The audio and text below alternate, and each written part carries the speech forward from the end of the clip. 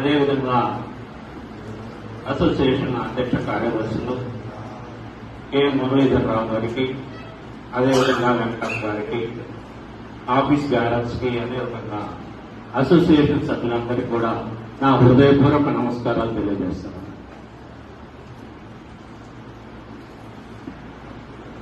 First of all, I would like to introduce myself.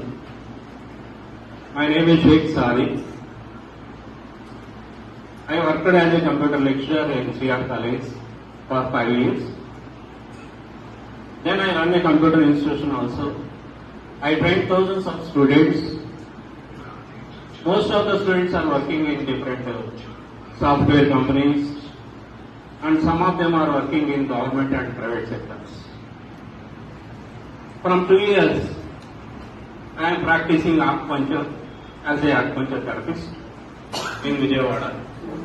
Recently, I started a new acupuncture clinic in Park Santa Road, Circularpet.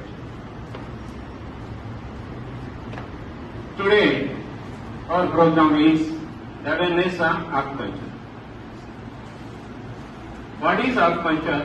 What is the history of acupuncture? How it works? Acupuncture అంటే ఏంటి, ఇది ఏ విధంగా పనిచేస్తుంది, దీని యొక్క చరిత్ర ఏంటి, ఒక్క 10 నిమిషాల్లో నేను మీ టైం తీసుకుంటాను. వాస్తవంగా ఆక్యుపంక్చర్ గురించి చెప్పే ముందు ఒక చిన్న విషయం మీకు డిస్కస్ చేస్తాను.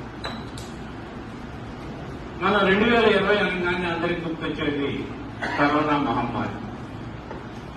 ఈ కరోనా మహమ్మారితోటి ప్రపంచవ్యాప్తంగా కూడా మానవాళి మొత్తం కూడా భయభ్రాంతులకి గురైనటువంటి విషయం అందరికీ తెలిసింది. అంటే శాస్త్ర సాంకేతిక పరంగా మనం ఎంతో అభివృద్ధి చెందాం, అంతరిక్షంలోకి వెళ్తా ఉన్నాం, అణుబాంబులు తయారు చేస్తా ఉన్నాం. కానీ ఒక చిన్న వైరస్ వస్తే అందరూ కూడా భయపడి, ప్రపంచవ్యాప్తంగా అందరూ కూడా భయపడి ఇళ్లలో కాకుండా మరి ఎంతవరకు మనం డెవలప్ అయినట్టే మనం ఒక్కసారి క్వశ్చన్ చేస్తాం. దీనికి ప్రధానమైనటువంటి కారణం అంటే వాస్తవంగా ఇంగ్లీష్ మెడిసిన్ అనే దాని మీద పూర్తిగా మనం ఆధారపడదు. ఆల్టర్నేటివ్ మెడిసిన్స్ ఏవైతే ఉన్నాయో ఇవన్నీ కూడా చాలా అద్భుతమైనటువంటి వైద్యాలు మనకు అందుబాటులో ఉన్నా సరే వాటి మొత్తాన్ని నిర్లక్ష్యం చేసి మన ఇంగ్లీష్ వైద్యం వైపు ఎక్కువ మంది ఎందుకు చూపడం జరిగింది. ఇదందరికీ కూడా మనకు తెలిసినటువంటి విషయం. అయితే ఇంగ్లీష్ వైద్యాన్ని ఎక్కడ కూడా నేను కించపరచడం, అది ఒక అద్భుతమైనటువంటి వైద్య విధానం. అంటే ట్రామా కేర్ లో కానివ్వండి, యాక్సిడెంట్ జరిగినటువంటి విషయాల్లో కానివ్వండి, డయాగ్నోస్ సిస్టమ్ లో కానివ్వండి, అదేవిధంగా సపోజ్ సర్జరీస్ లో కానివ్వండి అద్భుతంగా పనిచేస్తుంది ఇక్కడ ఉన్నటువంటి ఇంగ్లీష్ మెడిసిన్స్ అల్లోపతి. అదే కాకుండా ఈ రోజున కరోనా దగ్గర నుంచి కూడా ప్రపంచ దేశాలన్నీ కూడా ఆల్టర్నేటివ్ వైద్యాలు ఏదైతే ఉన్నాయో ఆల్టర్నేటివ్ మెడిసిన్స్ వైపు అన్నీ కూడా చూస్తా ఉన్నాయి. ముఖ్యంగా భారత ప్రభుత్వం మొత్తం కూడా ఆయుష్ డిపార్ట్మెంట్ ని బలోపేతం చేస్తా ఉంది. ఆయుష్ అంటే అందరికీ తెలిసిందే, మాషా చెప్పారు ఇందాక, ఆయుర్వేదం కావచ్చు, అదేవిధంగా యోగా, న్యాచురోపతి, ఆక్యుపంక్చర్, అదేవిధంగా మనకి యునాని కావచ్చు, సిద్ధ అని, హోమియోపతి అని రకరకాలైనటువంటి వైద్యాలు ఉన్నాయి. అయితే ఈ వైద్యాలు ఏవైతే ఉన్నాయో వీటి మొత్తాన్ని నిర్లక్ష్యం చేయడం ఒక ప్రధానమైనటువంటి కారణంగా నేను విశ్లేషణ చేయబోతున్నాను. కాబట్టి వీటి ఒక్కొక్క దానికి ఒక్కొక్క ప్రాధాన్యత ఉంది, ఒక్కొక్క ప్రత్యేకత ఉంది. కాబట్టి అన్ని వైద్య విధానాల మీద మనం దృష్టి పెట్టాల్సినటువంటి అవసరం ఎంతైనా ఉందనేసి ఈ సందర్భంగా తెలియజేస్తాం.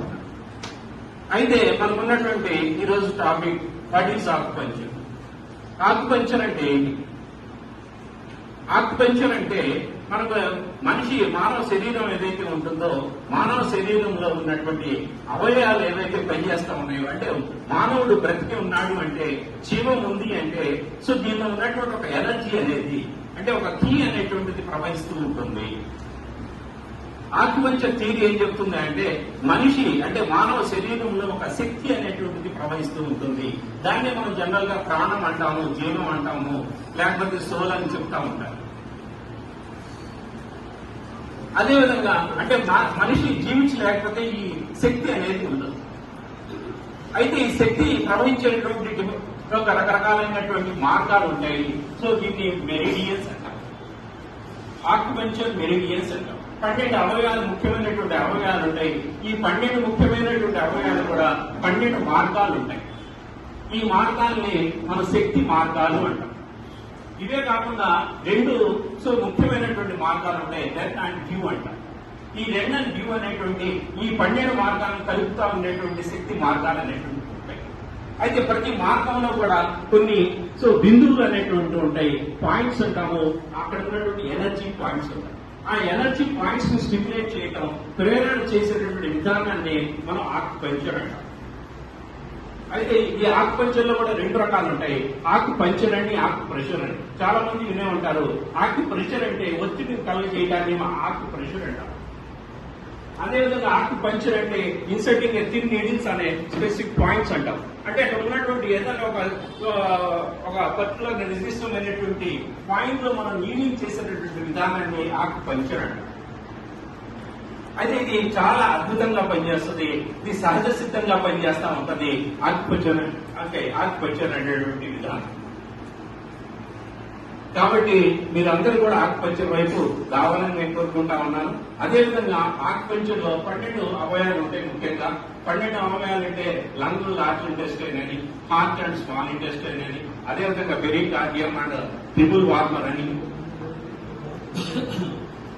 అదేవిధంగా మనకి యూరినరీ ట్రాక్ట్ అండ్ కిడ్నీస్ అని, లివర్ అని, రకరకాలైనటువంటి 12 అవయవాలు ఉంటాయి.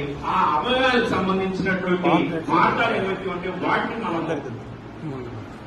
వాటిని మనం అంతా కూడా ట్రీట్ చేయడం జరుగుతూ ఉంటుంది.